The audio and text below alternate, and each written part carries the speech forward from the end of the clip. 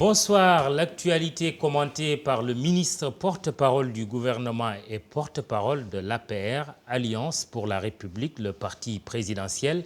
Bonsoir, Seydou Gueye. Bonsoir, Mahmoudou. Le nouveau calife général des Tijanes, Abdoul Aziz Sy Al Amine, invite la classe politique à taire ses querelles, ses invectives, en un mot, à observer une trêve. Cela vous parle?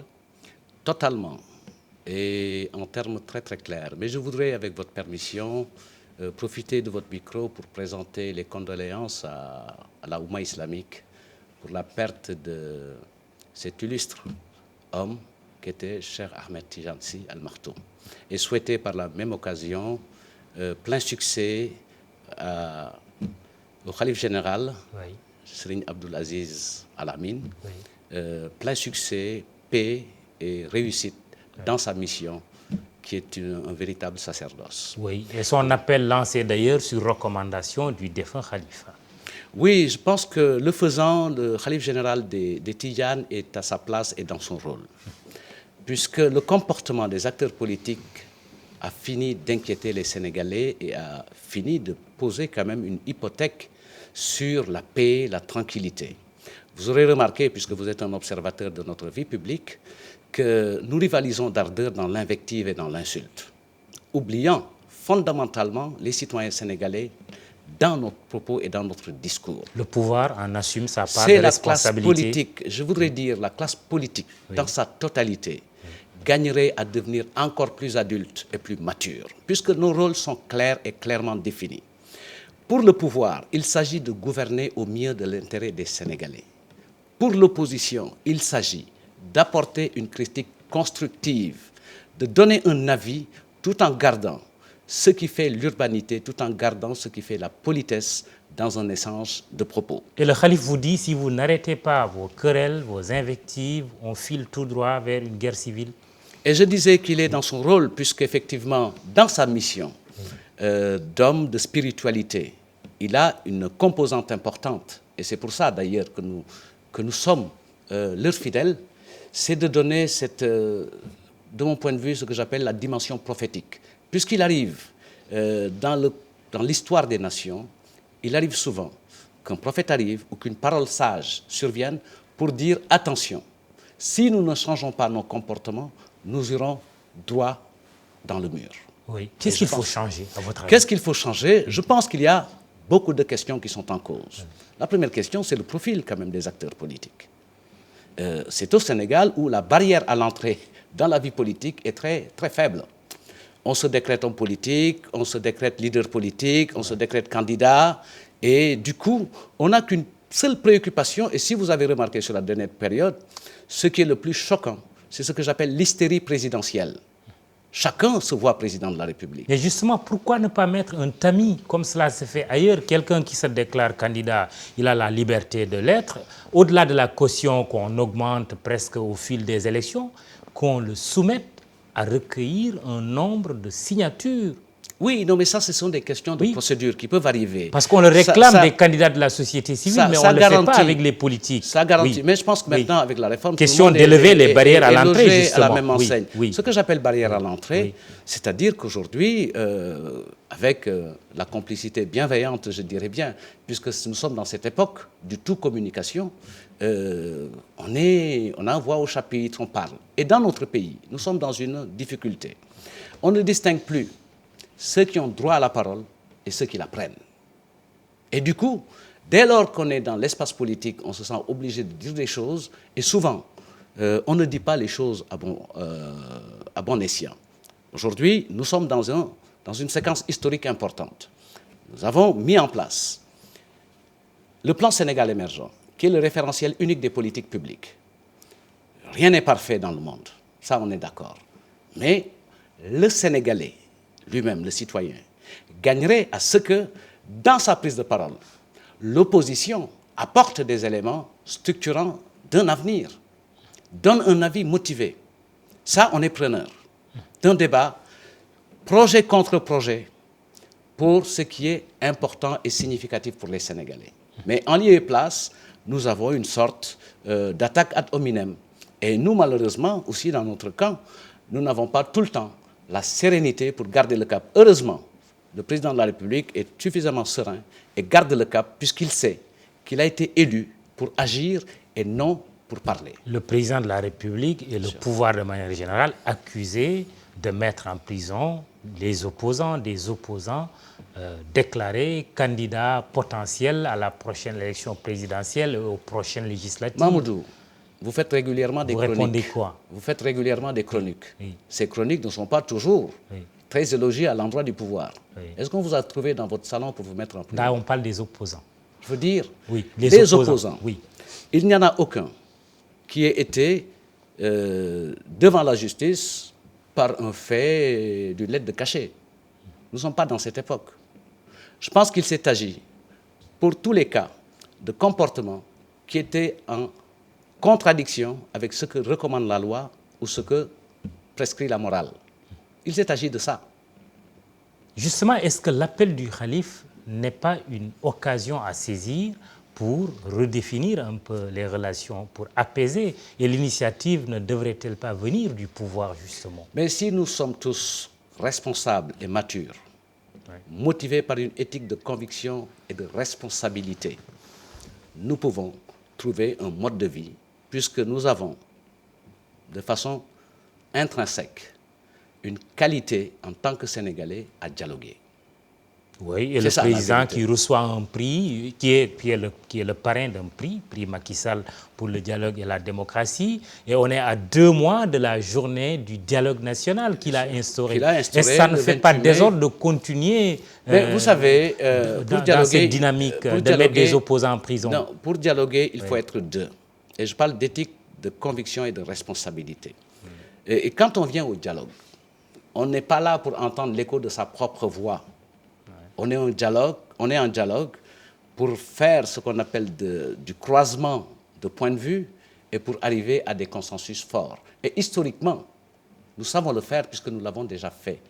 Tout le monde se plaît à évoquer le code consensuel de 92. Il est le fruit d'un dialogue. Le président a lancé un dialogue. Certaines séquences ont été ouvertes. Il s'agit notamment des questions qui étaient urgentes et prioritaires au regard d'un agenda électoral. Puisque vous savez, nous sommes tenus par un certain nombre de textes, notamment le protocole de la CEDEAO, où pour modifier les textes relatifs à l'organisation des élections, il faut une distance par rapport à la date des élections. C'est 6 mois minimum. Et dans le cadre de ce dialogue, nous avons mis en place la révision partielle, nous avons mis en place la révision du code électoral pour l'adapter aux innovations issues du référendum du 20 mars. Et un élément qui manque, c'est le statut de l'opposition et de celui de son chef. Un an après le référendum, toujours rien. Pour moi, non, un an après le référendum, si on faisait le bilan, on aurait pu dire qu'il y a au moins, sur les 15 mesures, 10 qui sont effectives, 3 qui sont en cours et 2 autres qui ne sont pas encore amorcées. C'est ça le bilan. Les 2 autres, il y a le statut de l'opposition. Le statut de l'opposition et la modernisation des partis politiques. Ça, je pense qu'au regard de l'importance de cette question, c'est les partis politiques eux-mêmes qui auraient dû prendre l'initiative, puisqu'il s'agit de leur modernité, de leur modernisation, mais il s'agit également des moyens pour assainir un tout petit peu l'espace public, qui est, je pense, un peu saturé d'une parole à connotation politique, mais qui fondamentalement ne l'est pas. Puisque la parole politique, elle doit avoir une destination. Elle a pour objet de contribuer à l'amélioration des conditions de vie des populations. Elle a pour objet de donner un élément d'identité idéologique ou programmatique. Mais hélas, que constate-t-on? La proposition qui émane de l'espace politique n'est pas toujours porteuse de ces éléments qui sont importants pour les populations. On pourrait envisager une légifération sur le statut du chef de l'opposition après les prochaines élections législatives. Je l'espère, puisque c'est une question qui suppose une profonde délibération, un profond dialogue entre tous les acteurs de la classe politique. Et c'est à l'issue de leur consensus qu'on pourrait maintenant traduire sous forme de texte législatif ou réglementaire les dispositions qui sont retenues. Parce qu'il est également question des critères qui doivent être établis pour définir qu'est-ce qui donne la qualité de chef de l'opposition.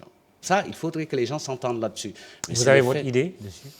Ben écoutez, nous sommes sur un modèle de recherche. Je pense que, à l'occasion d'une élection législative, ben, le chef de l'opposition peut être le parti qui est le plus représenté à l'Assemblée nationale. Oui. Comme d'autres pourraient penser qu'un chef de l'opposition pourrait être celui qui a été battu dans une élection à second tour, à 2 tours, ou celui qui a été le deuxième lorsque le président a eu son mandat au premier tour. Si on retient la deuxième hypothèse, l'ancien président Wade aurait été aujourd'hui le chef de l'opposition. Je pense que le président Wade a un avantage sur tout le monde.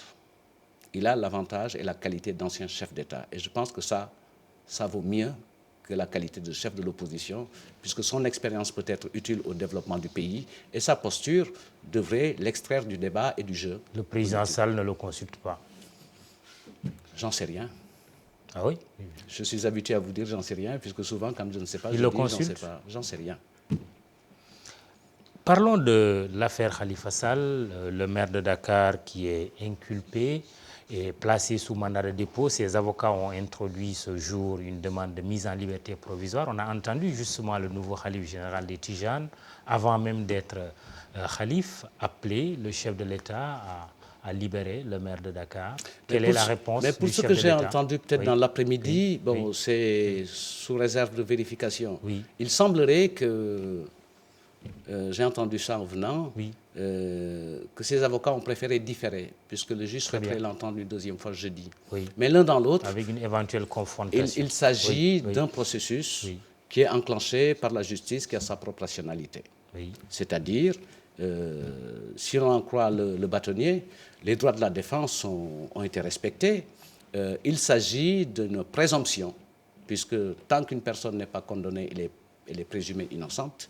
Il s'agit d'une présomption portant sur de mauvaises pratiques au niveau de la ville de Dakar. Oui, c'est un dossier qui est en justice. Quand un chef religieux invite le chef de l'État à libérer quelqu'un, quelle devrait être sa réponse? Mais celle qu'on avait servie, et je me souviens de l'avoir dit, cette réponse, l'avoir dite au khalife général des Mourides à l'époque, puisque j'étais intervenu dans les hommes.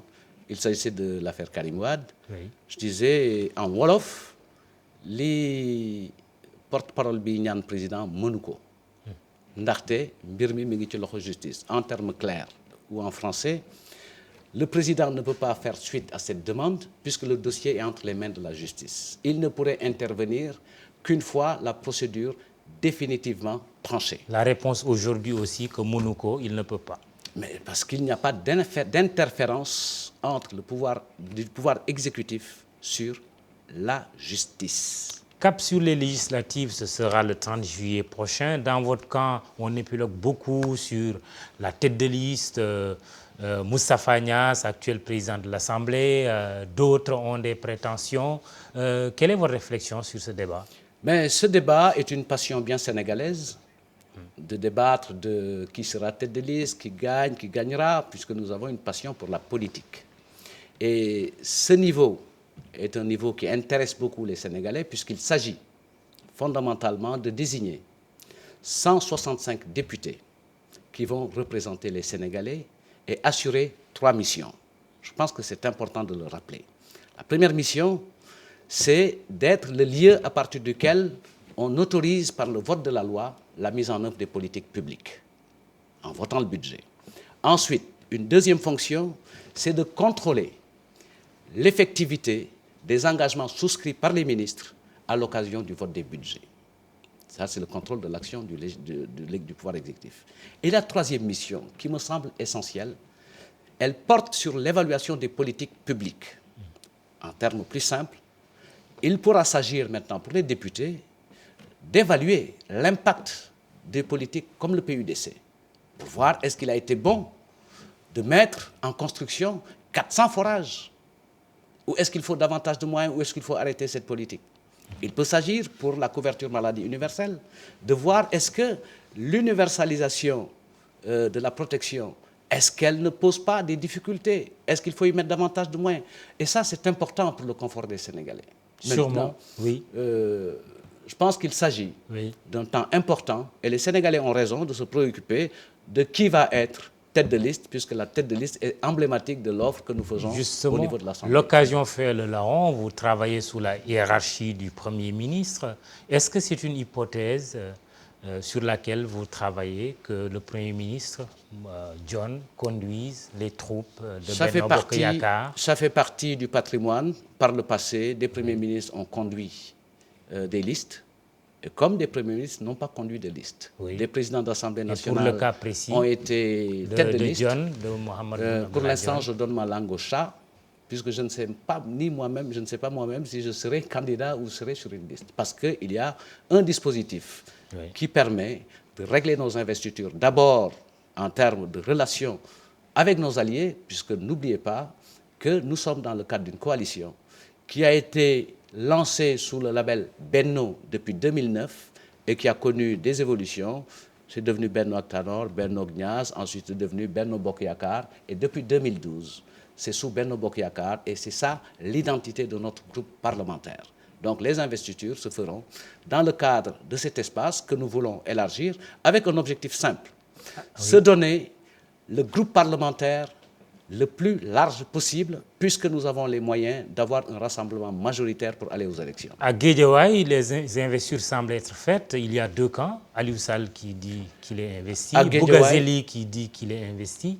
Quel est le choix du parti? À Guédiawaye, les bases ont parlé et les bases continuent à parler, tel que nous savons le faire d'ailleurs dans notre pays, dans la discussion, dans l'invité, dans les querelles. Personne n'est choisi au niveau de la direction. Rien d'officiel n'est sorti du parti pour arrêter une tête de liste ou la composition d'une liste dans aucun département du Sénégal. Seydou Gueye, porte-parole du gouvernement et de l'APR, merci d'être venu. Merci beaucoup, Mamadou. C'est tout pour ce soir. Rendez-vous demain avec Antoine Diouf. Excellente soirée.